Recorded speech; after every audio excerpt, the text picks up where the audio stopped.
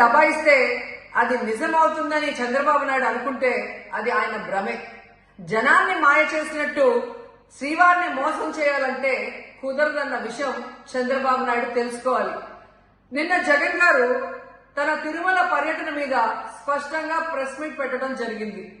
అయినా దాన్ని ఒప్పుకోకుండా చంద్రబాబు నాయుడు తప్పుల మీద తప్పులు చేస్తూ మళ్లీ మాట్లాడతాడు.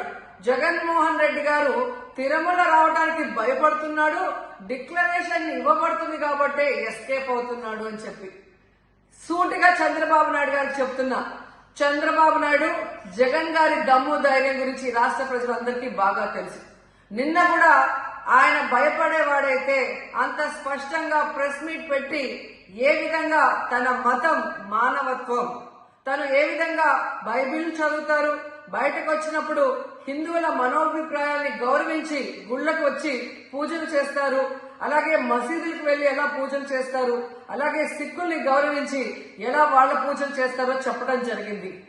ఈ రోజు మీకు క్లియర్ గా తెలుసుకోవాల్సిన విషయం, మీకు దేవుడు అంటే భయం భక్తి లేదు కాబట్టి ఏంటనేది మీకు అర్థం కాదు. కానీ ఒక భక్తుడికి దేవుడి దగ్గరికి వెళ్ళాలి అన్నప్పుడు ప్రశాంతమైన వాతావరణంలో వెళ్ళాలనుకుంటాడు, ప్రశాంతంగా భగవంతుణ్ణి పూజించాలని అనుకుంటాడు.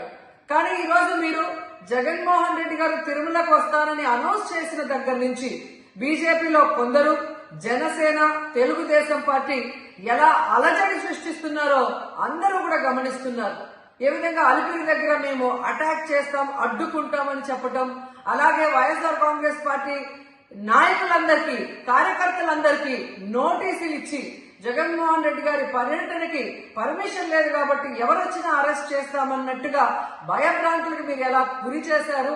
అండ్ ఈరోజు కుల రాజకీయాలు చేసి రాష్ట్రాన్ని భ్రష్టు పట్టించడమే కాకుండా మత రాజకీయాలు కూడా మీరు ఎలా చేస్తున్నారో అందరూ కూడా గమనిస్తున్నారు. ఇలాంటి వాతావరణంలో దర్శనం చేసుకోలేము కాబట్టే జగన్మోహన్ రెడ్డి గారు ఏ విధంగా ఆ తిరుమల ట్రిప్ ని క్యాన్సిల్ చేసి తన అభిప్రాయాల్ని ప్రెస్ ద్వారా ప్రజలకి తెలియజేయడం జరిగింది.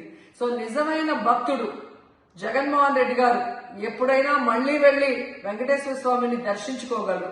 5 సంవత్సరాలు తన తండ్రి మరి ముఖ్యమంత్రిగా వెంకటేశ్వర స్వామికి పట్టు వస్త్రాలు ఇచ్చారు. జగన్మోహన్ రెడ్డి గారు 5 సంవత్సరాలు మరి పట్టు వస్త్రాలు ఇచ్చిన తర్వాత ఈ నీచమైన రాజకీయాలు చేస్తూ డిక్లరేషన్ పేరుతో మీరు మాట్లాడుతూ ఎవరు అడ్డుకున్నారు అని చెప్పి మళ్లీ దిగజారుడు రాజకీయాలు చేస్తున్నారు.